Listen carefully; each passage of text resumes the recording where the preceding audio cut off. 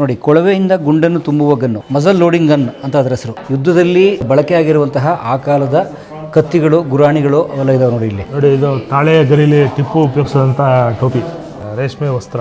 ಟಿಪ್ಪು ಬಟ್ಟೆ ಸೇನೆಯ ನಿಯಮಾವಳಿ ಹಾಗೂ ಕಟ್ಟಳೆಗಳನ್ನು ಒಳಗೊಂಡಿದೆ. ಅಂದರೆ ಮಿಲಿಟರಿ ರೂಲ್ಸ್ ಅಂಡ್ ರೆಗ್ಯುಲೇಷನ್ಸ್ ಇದೆ ಇದರಲ್ಲಿ. ಈ ಕೃತಿಯನ್ನು ಟಿಪ್ಪು ಸುಲ್ತಾನನ ಆದೇಶದ ಮೇರೆಗೆ ರಚಿಸಲಾಗಿದೆ. ಕೂಡ ಟಿಪ್ಪು ಯುವಕನಾಗಿದ್ದಾಗ ತೆಗೆದಂಥ, ಅಂದರೆ ಚಿತ್ರಣ ಮಾಡಿದಂಥ ಪೇಂಟಿಂಗು. ಇದನ್ನು ಜಾನ್ ಜಾಫ್ನಿ ಅಂತ ಫ್ರೆಂಚ್ ಕಲಾವಿದ ಮಾಡ್ತಾನೆ. ಕರ್ನಾಟಕದ ಇತಿಹಾಸದಲ್ಲಿ ಸ್ನೇಹಿತರೆ, ಇದು ನೋಡಿ, ಇದು ಟಿಪ್ಪು ಬೇಸಿಗೆ ಮನೆಯೊಳಗಿರುವಂಥ ಡೋರ್ ನೋಡಿ, ಅದರ ಬಾಗಿಲು ಎಷ್ಟು ಸುಂದರವಾಗಿರೋ ಬಾಗಿಲು ಮಾಡಿದ್ದಾರೆ ನೋಡಿ. ನೋಡಿ, ಈಗ ಒಳಗಡೆ ಮೇಲೆ ಮೆಟ್ಲತ್ತಕ್ಕೆ ಇದು ಇದ್ರ ಕ್ಲೋಸಿಂಗ್ ಬಾಗಿಲಿದು ನೋಡಿ. ಫಿರೋಜ್ ಸೌತ್ ಅಂತ ಸ್ನೇಹಿತರು. ಫಿರೋಜ್ ಸೌತು ಶ್ರೀರಂಗಪಟ್ಟಣ ಟಿಪ್ಪು ಪ್ಯಾಲೇಸಲ್ಲಿ ಹಿರಿಯ ದ್ವಾರಪಾಲಕ. ವಾವ್, ನೋಡಿ, ಈತ ಆ್ಯಕ್ಚುಲಿ ಗಾರ್ಡು, ಈತ ಮೇಯ್ನ್ ಗಾರ್ಡ್ ಸ್ನೇಹಿತರೆ ಈ ಅರಮನೆಗೆ. ಫೋಟೋ ಅಥವಾ ಪೇಂಟಿಂಗ್ನಲ್ಲಿ ಹಾಕಿದ್ದಾರೆ ನೋಡಿ ಅರಮನೆಯಲ್ಲಿ. ಆ್ಯಂಡ್ ಇದನ್ನು ಬರೆದಿದ್ದು ಒಬ್ಬ ಬ್ರಿಟಿಷ್ ಆಫೀಸರು, ಥಾಮಸ್ ಹಿಕ್ಕಿ. ನಾನು ಮತ್ತೆ ಹೇಳಲ್ಲ, ಥಾಮಸ್ ಹಿಕ್ಕಿ ಅಂತನ್ನುವ ಒಬ್ಬ ಆರ್ಟಿಸ್ಟು, ಬ್ರಿಟಿಷ್ ಕಾಲದವನು. ಆತ ಮಾಡಿರೋಂಥದ್ದು ನೋಡಿ ಎಷ್ಟು ಚೆನ್ನಾಗಿದೆ. ಇಲ್ಲಿ ನಿಮ್ಗೆ ಇನ್ನೊಂದು ಹೇಳಬೇಕು ಅಂತ ಹೇಳ್ತೀನಿ. ಈಗ ಟಿಪ್ಪು ಸುಲ್ತಾನ್ ಒಂದು ಸತಿ ಹೀಗೇ ಅವರ ತಂದೆ ಕಾಲದವರು ಅವ್ರು ಸೇವೆ ಮಾಡ್ತಾ ಇದ್ದವರು ಟಿಪ್ಪುವಿನ ಸೇವೆ ಮಾಡೋಕ್ಕೆ ಬರ್ತಾರೆ. ಆವಾಗ ಟಿಪ್ಪು ಹೇಳ್ತಾರೆ, ನೀವು ನಮ್ಮ ತಂದೆ ಕಾಲದವರು, ನನಗಿನ್ನ ಹಿರಿಯರು, ನಿಮ್ಮ ಹತ್ರ ನಾನು ಸೇವೆ ಮಾಡಿಸ್ಕೊಳ್ಬಾರ್ದು ಅಂತ ಹೇಳ್ತಾರೆ. ಅಂದರೆ ಗೌರವ ಹೆಂಗಿತ್ತು ಹಿರಿಯರ ಬಗ್ಗೆ ಅನ್ನೋದಕ್ಕೆ. ಯಾಕಂದರೆ ದ್ವಾರಪಾಲಕನ ಸನ್ನಿವೇಶ ಬಂದಾಗ ನಿಮಗೆ ಈ ಮಾತನ್ನ ಹೇಳ್ತಾರೆ. ಅಂದರೆ ವ್ಯಕ್ತಿತ್ವ ನೀವು ಏನೋ ಒಂದು ಸಡನ್ನಾಗಿ ಏನೋ ಒಂದು ಜಡ್ಜ್ ಮಾಡೋಕ್ಕಾಗೋದಿಲ್ಲ.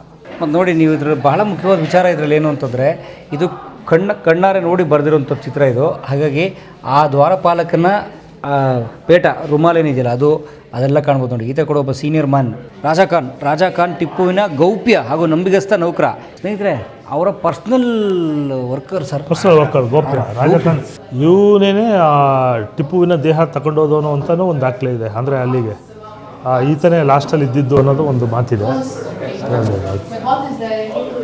ಅವ್ರ ಕಾಲದ ಕೆಲವು ಬಂದೂಕುಗಳು, ಉಪಯೋಗಿಸಿದಂಥ ಬಂದೂಕುಗಳು, ಬೇರೆ ಬೇರೆ ಹೆಸರುಗಳಿದ್ದಾವೆ, ನೋಡ್ಬೋದು. ತೋಪು ಗನ್ನು ಅಂದರೆ ಸರ್, ಇವು ಟಿಪ್ಪು ಸಂಸ್ಥಾನದಲ್ಲಿದ್ದಂತಹ ಗನ್ಗಳು. ಹೌದು. ಕೆಲವೊಂದು ಇಲ್ಲೆಲ್ಲ ಕನ್ನಡದಲ್ಲಿ ಬರ್ತಿದ್ದಾರೆ, ನೋಡ್ಬೋದು. ಸರಿಯಾಗಿ ಕಾಣ್ತಲ್ಲ. ಇಲ್ಲಿ ಬನ್ನಿ. ಟಿಪ್ಪು ಸುಲ್ತಾನ್ ಕಾಲದ ಗನ್ನುಗಳು ಸ್ನೇಹಿತರೆ. ನೋಡಿ, ಕೊಳವೆಯಿಂದ ಗುಂಡನ್ನು ತುಂಬುವ ಗನ್ನು. ಅಂದರೆ ನೀವು ಇಲ್ಲಿ ಗಮನಿಸ್ತಿರಲ್ಲ ನೋಡಿ, ಅಲ್ಲಿ ಗಮನಿಸಿದಾಗ ಆ ಕೊಳವೆ ಇದೆ, ನಾನು ದಯವಿಟ್ಟು ಅದನ್ನು ತೋರಿಸ್ಬೇಕು. ಆ ಗನ್ಗೊಂದು ಕೊಳವೆ, ಅಂದರೆ ಆ ಕೊಳವೆನ ಸಪ್ರೇಟಾಗಿ ಬಿಚ್ಕೊಂಡು ಅದರೊಳಗೆ ಮದ್ದನ್ನು ತುಂಬಕ್ಕೆ ಬಳಸ್ತಾ ಇದ್ದ ನೋಡಿ ಗನ್ನದು. ಅಂದರೆ ಮುಂದಿನಿಂದ ಗನ್ನು ಪೌಡ್ರ್ ತುಂಬುವಂಥದ್ದು. ಅದು ಮಜಲ್ ಲೋಡಿಂಗ್ ಗನ್ ಅಂತ ಅದರ ಹೆಸರು. ಸ್ನೇಹಿತರೆ, ಇವರು ಟಿಪ್ಪು ಸುಲ್ತಾನನ 7ನೇ ಮಗ, 7ನೇ ಪುತ್ರ ನೋಡಿ, ಶುಕುರ್ ಉಲ್ಲಾ ಅಂತ. ನಿಮ್ಗೆ ಹೇಳಿದೆ, ಅವ್ರಿಗೆ ಒಂದು 6-7 ಜನ ಮಕ್ಕಳಿದ್ರು ಅಂತ. ಇವರೆಲ್ಲ ಅವ್ರ ಮಕ್ಕಳೇ ನೋಡಿ. ಸುಭಾನ್ ಸಾಹಿಬ್ ಟಿಪ್ಪು ಸುಲ್ತಾನ್ 6ನೇ ಪುತ್ರ. ಯಾಸಿನ್ ಸಾಹಿಬ್ 5ನೇ ಮಗ. ಮೊಯ್ಯುದ್ದೀನೋ ಮತ್ತು ಮೈಜುದ್ದೀನೋ. ಅಬ್ದುಲ್ ಖಾಲಿಕು ಮೈಜುದ್ದೀನೋ ಇದಕ್ಕೆ ಒತ್ತೆಯಾಳಾಗಿ ಹೋಗೋದು. ಓಕೆ. ಯುದ್ಧದಲ್ಲಿ ಬಳಕೆಯಾಗಿರುವಂತಹ ಆ ಕಾಲದ ಕತ್ತಿಗಳು, ಗುರಾಣಿಗಳು ಅವೆಲ್ಲ ಇದಾವೆ ನೋಡಿ ಇಲ್ಲಿ. ಬಾಕುಗಳು ಸರ್, ಅದ್ರ ಡಿಸೈನ್ ನೋಡಿ ಸರ್, ಅದ್ರದ್ದು ಕೈ ಇಟ್ಕೊಳ್ಳೋಕ್ಕೆ. ಹಿಡಿ. ಆಮೇಲೆ ಕಟಾರಿ ಹಿಡಿನೂ ನೋಡ್ಬೋದು. ಅದು ನೋಡಿ, ಅದು ಹಿಂಗೆ ಇಟ್ಕೊಂಡಿರ್ತಿರಲ್ಲ. ಹೌದು, ಇದು ನೋಡಿ ಎಲ್ಲ ಸಾಲಿಡ್ ಇದೆ, ಒಂದೇ ಪೀಸ್. ಅದು ಒಂದು ಸಿಂಗಲ್ ಪೀಸ್. ನೋಡಿ, ಇದು ತಾಳೆಯ ಗರಿಲಿ ಟಿಪ್ಪು ಉಪಯೋಗಿಸಿದಂಥ ಟೋಪಿ. ಮತ್ತು ರೇಷ್ಮೆ ವಸ್ತ್ರ. ಟಿಪ್ಪು ಬಟ್ಟೆ. ಟಿಪ್ಪು ಬಟ್ಟೆ ನೋಡಿ, ಮುಂದೆ ನಿಂತಿದೆ. ಟಿಪ್ಪು ಸುಲ್ತಾನನ ಪಾಮ್ ಲೀಫ್ ಹ್ಯಾಟ್ ಮತ್ತು ರೇಷ್ಮೆ ಉಡುಗೆ. ಟಿಪ್ಪು ಸುಲ್ತಾನ್ ಅವರ ರೇಷ್ಮೆ ಡ್ರೆಸ್ಸು ಮತ್ತು ಪಾಮ್ ಲೀಫು, ತಾಳೆ ಮರದ ಎಲೆ. ಅಂದರೆ ಅವ್ರು ಕೊನೆ ಯುದ್ಧದಲ್ಲಿ ಸತ್ರಲ್ಲ, ಅವ್ರು ಹಾಕೊಂಡಿದ್ದಾರೆ. ಇಲ್ಲ, ಅದಲ್ಲ. ಇದು ಜಸ್ಟ್ ಇದು ಯಾವಾಗ ಈಗ ನಾವೇನು ಹಾಕತ್ತೀವಿ ಆ ಥರ ಉಪಯೋಗಿಸ್ತೀವಿ. ಇದೊಂಥರ ಡೈಲಿ ವೇರ್ ಥರ. ಯುದ್ಧದ್ದೇ ಬೇರೆ. ಆ ಪೋಷಾಕೆ ಬೇರೆ, ಆ ಯುದ್ಧದ ಉಡುಗೆ ತೊಡುಗೆಗಳೇ ಬೇರೆ. ಓಕೆ. ಟಿಪ್ಪು ಡ್ರೆಸ್ಸು ಇದು ನೋಡಿ, 2ನೇ ಮಗ. ಈತ ಮತ್ತು ಇನ್ನೊಬ್ಬರನ್ನ ಒತ್ತೆಯಾಳಾಗಿರೋದು ಅಬ್ದುಲ್ ಖಾಲಿಕ್. 2ನೇ ಮತ್ತು 3ನೇ ಮಗ. ಇದು ಕೊನೆ ಯುದ್ಧದ ಸನ್ನಿವೇಶ. ಅದೇ 4ನೇ ಆಂಗ್ಲೋ ಮೈಸೂರು. ಇದು ಹೇಳಿದ್ನಲ್ಲ, ಬಿದ್ಕೋಟೆಯಲ್ಲಿ ಇದು ಮಾಡಿದ್ರು ಅಂತ. ಸ್ವಲ್ಪ ಇದೆಲ್ಲ ಅದೇ ಆ ಕಡೆ ಭಾಗದಲ್ಲಿ. ಓಕೆ. 4ನೇ ಆಂಗ್ಲೋ ಮೈಸೂರು ಯುದ್ಧ, ಕೊನೆ ಯುದ್ಧ ಅದು ನೋಡಿ. ಅದರದ್ದೊಂದು ಚಿತ್ರ. ಸ್ನೇಹಿತರೆ, ಟಿಪ್ಪು ಸುಲ್ತಾನ್ ಮೊದಲನೇ ಮಗ ಫತೇ ಹೈದರು. ಸರ್, ಇವರು ದೊಡ್ಡವರೇ ಇದ್ದಾರೆ. ಇವರೇ ಮೊದಲನೇ ಮಗ. ಅಂದರೆ ಟಿಪ್ಪು ಸತ್ತಾಗ 49 ವರ್ಷ. ಸೊ ಏನಿಲ್ಲ, ಅವ್ರ ಮಗನಿಗೊಂದು 25 ವರ್ಷ ಆಗಿರುತ್ತೆ. ಇದಿರ್ಬೋದು ಸರ್, ಇದಿರ್ಬೋದು. ಇದು ಟಿಪ್ಪು ಸುಲ್ತಾನ್ ಇನ್ನೊಂದು ವಸ್ತ್ರ ನೋಡ್ಬೋದು, ರೇಷ್ಮೆ ವಸ್ತ್ರ. ಕತ್ತಿ ನೋಡಿ, ಆ ಕಾಲದ ಕತ್ತಿ. ಸ್ನೇಹಿತರೆ, ಇಲ್ಲಿ ನೋಡಿ, ಆ ಕಾಲದ ಟಿಪ್ಪು ಸುಲ್ತಾನ್ ಕಾಲದ ಒಂದು ಕತ್ತಿ ನೋಡಿ ಆ ಕಾಲದಲ್ಲಿ ಹೇಗಿತ್ತು ಅದೆಲ್ಲ ಸಿಂಪಲ್ ಹಿಡಿ ಇದ್ವಲ್ಲ ನೋಡಿ, ಇದು ಹಿಡಿ ಹಿಡ್ಕೊಂಡ್ರೆ ಯಾರಾದರೂ ಬೈ ಚಾನ್ಸ್ ಕೈ ಮೇಲೆ ಹೊಡೆದ್ರೆ, ಈ ಥರ ಕೈ ಮೇಲೆ ಹೊಡೆದ್ರು ಕೂಡ ತಡಿಬಾರ್ದು. ತಡಿಬೇಕು, ತಡೆಯುತ್ತೆ. ಆ ಥರದ್ದು ನೋಡಿ, ಅದು ಪೂರ್ತಿ ಕೈಗೆ ಪ್ರೊಟೆಕ್ಷನ್ ಅದು. ಟಿಪ್ಪು ಸುಲ್ತಾನ್ ಅವರ ಒರಿಜಿನಲ್ ಆಯಿಲ್ ಪೇಂಟಿಂಗ್ ನೋಡಿ ಇದು.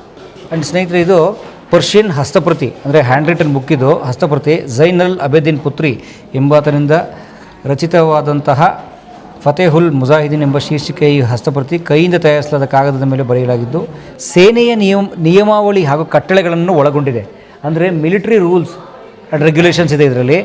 ಈ ಕೃತಿಯನ್ನು ಟಿಪ್ಪು ಸುಲ್ತಾನನ ಆದೇಶದ ಮೇರೆಗೆ ರಚಿಸಲಾಗಿದೆ. ನೋಡಿ, ಟಿಪ್ಪು ಸುಲ್ತಾನ್ ಕಾಲದ ಮಿಲಿಟರಿ ರೂಲ್ಸ್ ಬುಕ್ ಅದು, ಮಿಲಿಟರಿ ಡೀಟೇಲ್ಸು ಇದು, ಮಿಲಿಟರಿ ಮ್ಯಾನ್ಯುಯಲ್ಲು.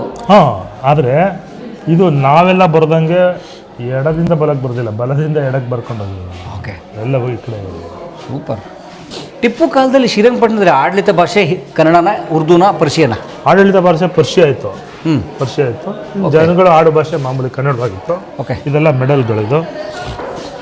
ಇದೆಲ್ಲ ಈ 4ನೇ ಯುದ್ಧ ಆದಮೇಲೆ ಬ್ರಿಟಿಷರಿಗೆ ಯಾರ್ಯಾರು ಅಧಿಕಾರಿಗಳಿದ್ರು ಅವ್ರಿಗೆ ಬಂದಂಥ ಪದಕಗಳು. ಇಲ್ಲಿ ಕೆಳಗಡೆ ಹುಲಿ ಚಿತ್ರ ಇದೆ, ಮೇಲ್ಗಡೆ ಸಿಂಹದ ಚಿತ್ರ ಇದೆ. ಇದು ಏನು ಸಂಕೇತಿಸ್ತದೆ ಅಂದರೆ, ಈತ ಟಿಪ್ಪು ಮೈಸೂರಿನ ಹುಲಿ ಅಂತ ಏನು ಬಿರುದು ತಗೊಂಡಿದ್ದ, ಅದನ್ನು ಇಂಗ್ಲೆಂಡ್ ಅವ್ರದ್ದು ಸಾಂಕೇತಿಕವಾಗಿ ಅದನ್ನು ಸಿಂಹನ ಚಿತ್ರಣ ಮಾಡಿದ್ದಾರೆ. ಸೊ ಆ ಪದಕ ಎಲ್ರಿಗೂ ಕೊಟ್ಟಿದ್ದಾರೆ ಅವರು. ಸೊ ಹುಲಿನ ಸಿಂಹ ಕೊಲ್ತಾ ಇರೋಂಥದ್ದು, ಅಂದರೆ ಮೈಸೂರು ಹುಲಿನ ಸಿಂಹಗಳು ಸೋಲ್ಸಿದ್ದೇವೆ ಅನ್ನೋ ಥರ, ಆ ಥರದಲ್ಲಿ ಒಂದು ಪದಕಗಳು ಎಲ್ಲ ಕಡೆ. ಸಾಹೇಬ್ರು ಕಾರ್ನ್ವಾಲಿಸು ಸ್ನೇಹಿತರೆ ನೋಡಿ, ಲಾರ್ಡ್ ಕಾರ್ನ್ವಾಲಿಸು ಅವ್ರದ್ದೊಂದು ಮೆಡಲ್ ಇರುವಂಥ ಒಂದು ಇದು ಕೂಡ ಕೊಟ್ಟಿದ್ದಾರೆ, $. RRR ಸಿನಿಮಾ ಥರ.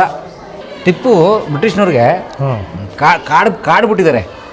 ಅಂದರೆ ಅದು ಅಷ್ಟು ಪ್ರಬಲವಾಗಿ ಕೊಟ್ಟಿದ್ದೇ ಪೈಪೋಟಿ ಹೈದರು ಮತ್ತು ಟಿಪ್ಪು. ಸೌತ್ ಇಂಡಿಯಾ ಹಿಡ್ಕೊಂಡು ಆಲ್ಮೋಸ್ಟ್ 80,000ಗಳಷ್ಟು ಸೈನ್ಯ ಇತ್ತು ಹೈದರ್ ಅಲಿ ಕಾಲದಲ್ಲಿ. ಆಮೇಲೆ ಒಂದಷ್ಟು ರೆಡ್ಯೂಸ್ ಆಗ್ತಾ ಬಂತು. ಸೊ ಇಲ್ಲಿ ಕಾಣ್ತಾರ ಪೇಂಟಿಂಗು, ಇದು ಕೂಡ ಟಿಪ್ಪು ಯುವಕನಾಗಿದ್ದಾಗ ತೆಗೆದಂಥ, ಅಂದರೆ ಚಿತ್ರಣ ಮಾಡಿದಂಥ ಪೇಂಟಿಂಗು. ಇದನ್ನು ಜಾನ್ ಜಾಫ್ನಿ ಅಂತ ಫ್ರೆಂಚ್ ಕಲಾವಿದ ಮಾಡ್ತಾನೆ. ಆತನಿಗೆ ಅವಾಗ 30 ವರ್ಷ ವಯಸ್ಸಿರ್ತದೆ.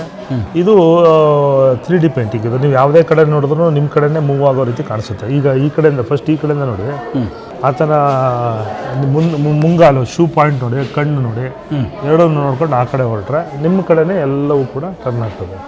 ನೋಡಿ, ಇಡೀ ಶೂ ಈ ಕಡೆ ಶಿಫ್ಟ್ ಆಯಿತು. ಹೌದು, ಇನ್ನು ಹಿಂದ್ಗಡೆ ಬಂದರೆ ತಿರ್ಗದು ಕಾಣಲ್ಲ ಅಷ್ಟೇ. 1780ರಲ್ಲಿ ಜಾನ್ ಜಾಫ್ನಿ ಅವರು ಮಾಡಿರುವಂಥದ್ದು. 780 ಅಂದರೆ ಆತನ ಅಂತ್ಯಕ್ಕೆ 19 ವರ್ಷ ಮೊದಲು. ಇನ್ನುಳಿದಂಗೆ ಆತನ ಆಳ್ವಿಕೆಯಲ್ಲಿ ಇದ್ದಂಥ ಪ್ರದೇಶಗಳು ಇವೆಲ್ಲ ನೋಡಿದ್ರು. ಇದೆಲ್ಲೋ ಆತ ಸತ್ತ ನಂತರ ಬ್ರಿಟಿಷರು ಆಕ್ರಮಣ ಮಾಡ್ಕೋತಾರೆ ಇದನ್ನೆಲ್ಲ. ಇದೇನು ಸರ್? ಇದು ಬೆಂಗಳೂರಿನ ಟಿಪ್ಪುವಿನ ಅರಮನೆ, ಬೆಂಗಳೂರು. ಚಾಮರಾಜಪೇಟೆಯಲ್ಲಿ ಇದೆಯಲ್ಲ? ಹೌದು, ಹೀಗಿತ್ತು ಅದು? ಹೀಗೆ ಜನ ಇರಲಿಲ್ಲ, ಸಂದಣಿ ಇರಲಿಲ್ಲ ಅವಾಗ. ಓಕೆ ನೋಡಿ, ಬೆಂಗಳೂರು ಚಾಮರಾಜಪೇಟೆಯಲ್ಲಿ ಬೆಂಗಳೂರಲ್ಲಿ ಬೇಸಿಗೆ ಅರಮನೆ ಇದೆ ಟಿಪ್ಪುದು, ಅದು ಮತ್ತು ಇಲ್ಲೆಲ್ಲ ಟಿಪ್ಪುವಿನ ಕಾಲದ ನಾಣ್ಯಗಳು ನೋಡ್ಬೋದು. ಇಂಥವು ಟಿಪ್ಪುವಿನ ಕಾಲದ ನಾಣ್ಯಗಳು, ಕರೆನ್ಸಿ. ಇದರಲ್ಲಿ ಟಿಪ್ಪು ಸುಲ್ತಾನ್ ನಾಣ್ಯಗಳು, ಅದರ back side coins of Tipu. ಇದು ನೋಡಲಿ ಅಂತ ಸರ್ಕಾರದವ್ರು ಎಷ್ಟು ಚೆನ್ನಾಗಿ ಮಾಡಿದ್ದಾರೆ ಅಂದರೆ, ಒಂದು ದುರ್ಬಿನ್ ಅಂದರೆ ಬೂತ್ಗಂಡು ಇಟ್ಟಿದ್ದಾರೆ ನೋಡಿ. ಅದು ಸಣ್ಣಗಿದೆಯಲ್ಲ, ಅದು ಸ್ವಲ್ಪ ದಪ್ಪ ಕಾಣಿದೆ. ನೀವು ಹೇಳಿದ ಉರ್ದು ಏನೋ ಬರೆದವ್ರೆ. ಹೌದು, ಆಗಿನ ಆತನ ಕಾಲದ ಆಡಳಿತ ಭಾಷೆ ಉರ್ದು, ಅದರಿಂದ ಎಲ್ಲ ನಾಣ್ಯಗಳಲ್ಲೂ ಉರ್ದುವಿನ ಒಂದು ಲಿಪಿ ಕೂಡ ಕಾಣಿಸಿದೆ. ಟಿಪ್ಪುವಿನ ಮಕ್ಕಳನ್ನ ಒತ್ತೆಯಾಳಾಗಿ ಕಳಿಸ್ತಾರಂಥ ಸನ್ನಿವೇಶ ಇದು. ಓಕೆ, ಅಬ್ದುಲ್ ಖಾಲಿಕ್ ಮೈಜುದ್ದೀನ್ ಅಂತ ತೋರಿಸಿದ್ನಲ್ಲ, ಓಕೆ, ಅವರನ್ನು ನೋಡ್ಬೋದು.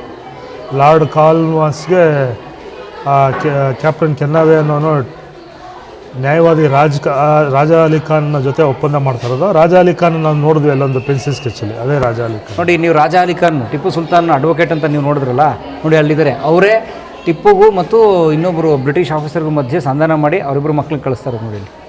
ಮತ್ತು ಇದನ್ನು ಗುಂಡುಗಳನ್ನ ಇದನ್ನು ಕೋಟೆ ಹೊಡೆಯೋದಕ್ಕೆ, ಕೋಟೆ ಬಾಗಿಲು ಹೊಡೆಯೋದಕ್ಕೆ ಉಪಯೋಗಿಸ್ತಾ ಇದ್ದು ಇದು. ಬೇರೆ ಮದ್ದು ಗುಂಡುಗಳು ಬೇರೆ ಬೇರೆ ಇರ್ತವೆ. ಕೊಟ್ಟಿದ್ದನ್ನು ಕೋಟೆ ಇದಕ್ಕೂ ಹೊಡೆಯೋದಕ್ಕೆ. ಇಲ್ಲಿಗೆ ದರ್ಯಾ ದೌಲತ್ ಮುಗೀತು. ಸೊ ಇಲ್ಲಿಂದ ಟಿಪ್ಪುವಿನ ಸಮಾಧಿ ಸ್ಥಳ ಗುಂಬಜ್ಗೆ ಹೋಗ್ಬೇಕು. ಸುಮಾರು 240 ವರ್ಷಗಳ ಹಿಂದಿನ ಸ್ಮಾರಕ, ಸುಮಾರು 240 ವರ್ಷಗಳ ಹಿಂದಿನ ಅರಮನೆ. ಎಷ್ಟು ಅದ್ಭುತವಾಗಿದೆ ಇದು. ಎರಡನೇ ಆಂಗ್ಲೋ ಮೈಸೂರು ಯುದ್ಧ ಗೆದ್ದಂಥ ಸಂದರ್ಭದಲ್ಲಿ ಆ ನೆನಪಿಗಾಗಿ ಕಟ್ಟಿಸಿದಂಥ ಅರಮನೆ ಎಷ್ಟು ಚೆನ್ನಾಗಿದೆ. ಆ ಕಾಲದ ಬದುಕನ್ನು ಹೇಳ್ತಾ ಇದೆ, ಆ ಕಾಲದ ಟಿಪ್ಪು ಸುಲ್ತಾನ್ ಜೀವನ ಹೇಳ್ತಾ ಇದೆ ಇದು. ಸೊ ನೀವೆಲ್ಲರೂ ಬನ್ನಿ ನೋಡಿ ಅಂತ ಕೇಳ್ಕೊತೀನಿ. ಆದರೆ ಮಾನ್ಯುಮೆಂಟ್ಸ್ನ ನೋಡೋ ಜೊತೆಗೆ ಅದನ್ನ ಉಳಿಸೋದು ಇನ್ನೂ ಇಂಪಾರ್ಟೆಂಟ್ ಮುಂದಿನ ಜನ್ರೇಷನ್ಸ್ಗೆ. ಆದಷ್ಟು ಅದನ್ನು ನೀಟಾಗಿ ಯಾವುದೇ ಹಾನಿ ಮಾಡದಂತೆ ನೋಡೋಣ. ಆಗಲಿ ಸರ್, ಹೋಗೋಣ ಸರ್. ಹಾಂ.